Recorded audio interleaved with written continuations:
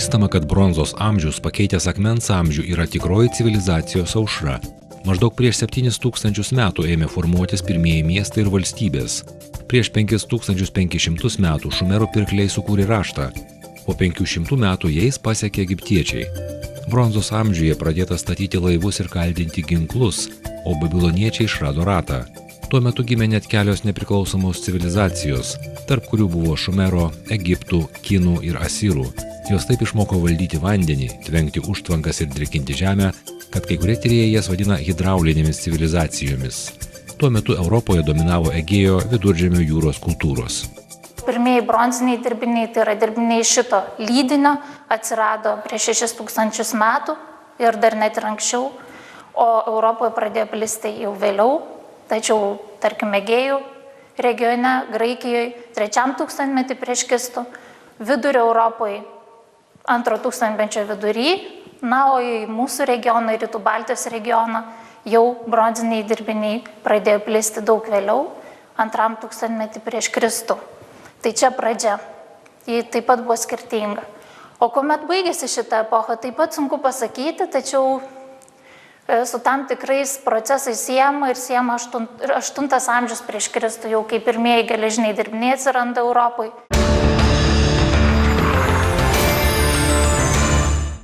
Be abejo, naujojo amžiaus gimimą paspartino žmonės, pirmieji prieš 8000 metų pastebėję vario rūdą ir pamėginę iš jos pasigaminti šitą naudingą. Vario rūdynus buvo nesunku aptikti kalnynuose, todėl su šiuo metalu pradėta eksperimentuoti anksčiausiai. Tuo tarpu atrasti geležį rūdų telkiniuose pavyko kur kas vėliau. Štai taip atrodė viena tokia vario kasykla Negevo dykumoje Izraelyje. Taip šis metalas ir tapo esminiu bronzos amžiaus elementu, tačiau vien jo nepakako. Metalo laikotarpis priešistoriai skirtumas net 2 atskirus į vario amžių, kai buvo gaminami tik variniai dirbiniai. Tai buvo ankstesnis laikotarpis ir vėliau tas vario ir alavo lydinys.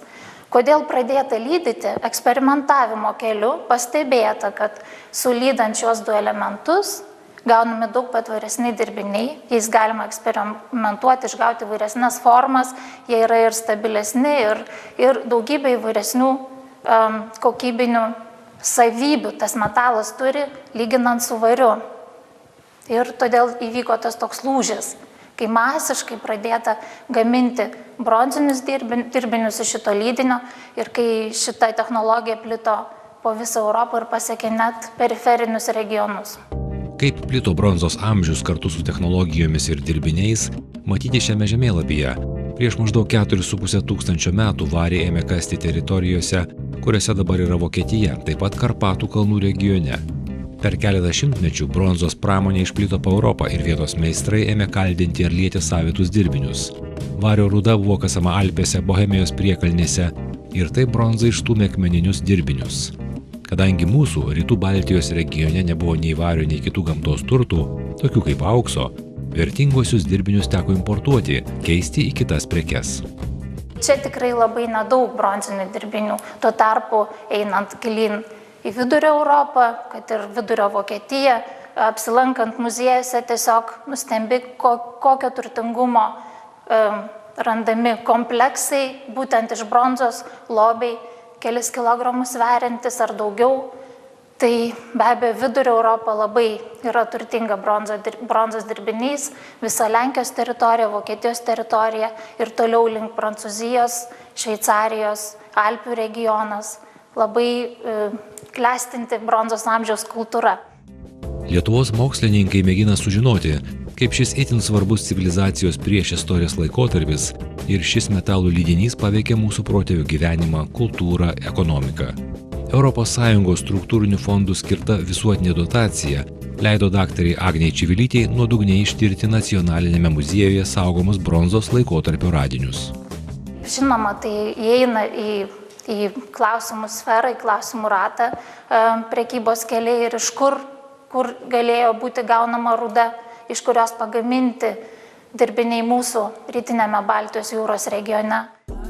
Finansuojamas projektas vadinamas Technologija ir visuomenės raida priešistorija – bronzos amžiaus metalo dirbinių tyrimai.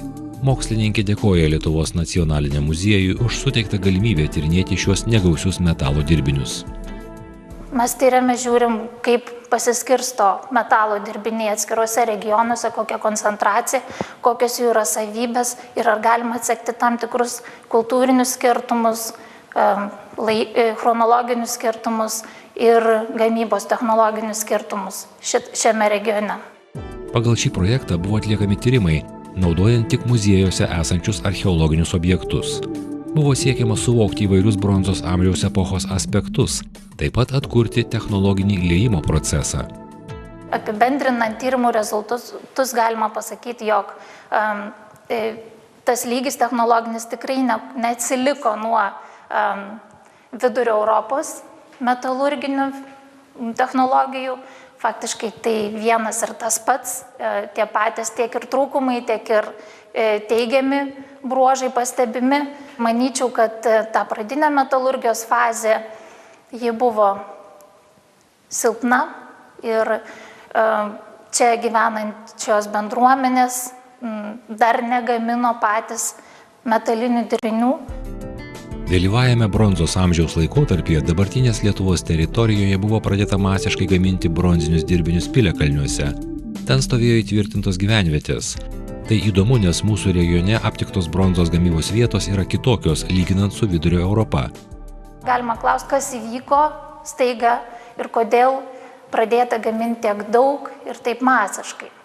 Ir galima žinoma sakyti, kad štai metalurgijos lygis pakilo, žaliavos iš kažkur gauta daug daugiau ir pradėta vietoj tikrai jau gaminti nepaprastai daug. Tačiau, pažiūrėjus, kas buvo gaminama, vėlgi kyla klausimas, kokio lygio ta metalurgija buvo. Mes matom, kad buvo gaminamos didžiąją dalim daugiausia apyrankės ar smulkus papuošalai, bet ne stambus dirbiniai, ne prestižiniai dirbiniai kaip ginklai. Agnė Čivilytė su kolegomis atliko 44 dirbinių metalurginius tyrimus, kad nustatytų radinių cheminę sudėtį ir rūdos kilmę. Kita tyrimų kryptis buvo technologijos eigos rekonstrukcija. Mokslininkų manymų rezultatai yra netikėti, o gal net sensacingi.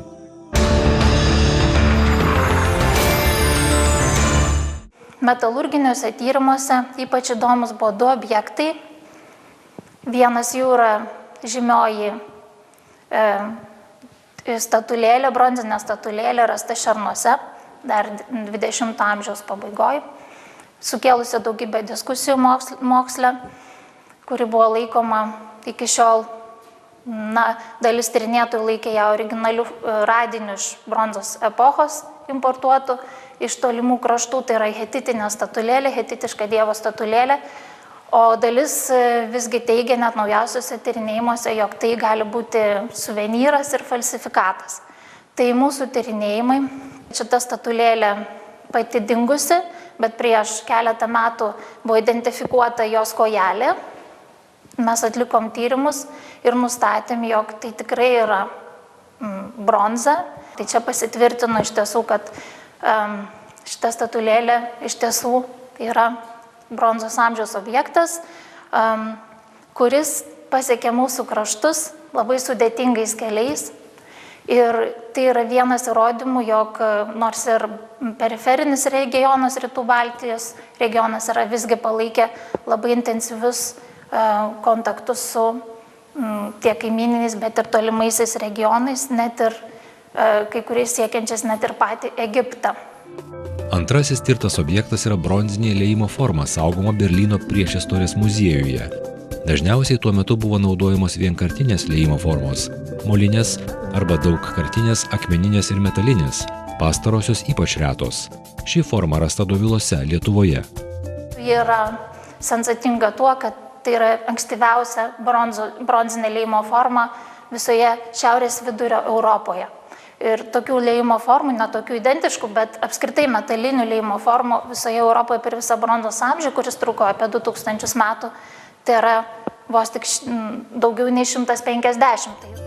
Šie rekonstrukciniai tyrimai mokslininkams leido sužinoti, kaip tiksliai buvo gaminami bronzos dirbiniai, kokių žinių reikėjo norint pagaminti kirvį, kokios temperatūros buvo naudojamos. Remiantis tyrimais galima nustatyti visą metalurgijos proceso eigą. Čia yra medžiaga iš Lietuvos piliakalnių surinkta ir štai matome mano minėtas molines liejimo formas ir tiglius, kuriuose buvo tirpdomas lydomas metalas ir vienoje formų įdėtas kirvelis, bronzinis kirvelis, mes jį taip pat ištyrėm ir nustatėm, kaip jis buvo gaminamas. Tai štai mes matome vienkartinės liejimo formas ir dvipusę akmeninę liejimo formą, kas yra mūsų Rytų Baltijos regione tikrai reta.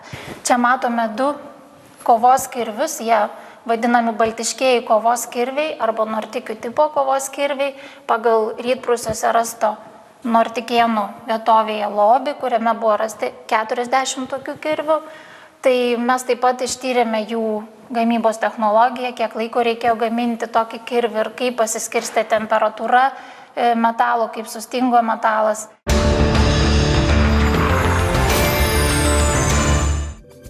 Technologinio proceso atkūrimas tik vienas šio mokslinio darbo tikslas. Naujos medžiagos ir tobulesni įrankiai suteikia žmonėms naujas galimybės ir dažnai keičia visuomenę, jos santykius ir jos raidą. Archeologų tyrimų rezultatai praturtina ir kitus mokslus, padeda geriau suprasti socialinius procesus.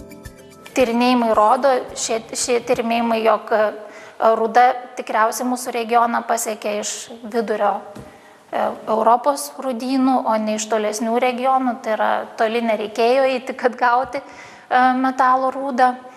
Ir žinoma, socialiniai klausimai. Ką reiškia metalo dirbiniai? Ar jie buvo naudojami kasdienybei, ar įvyko koks nors buitinis lūžis žmogaus gyvenime, pradėjus naudoti metalą. Tai visgi atrodo, kad metalas daugiau buvo prestižo objektas. Metalas žmogaus gyvenime tikrai reiškia labai daugą, bet buitis dėl metalo nepakito.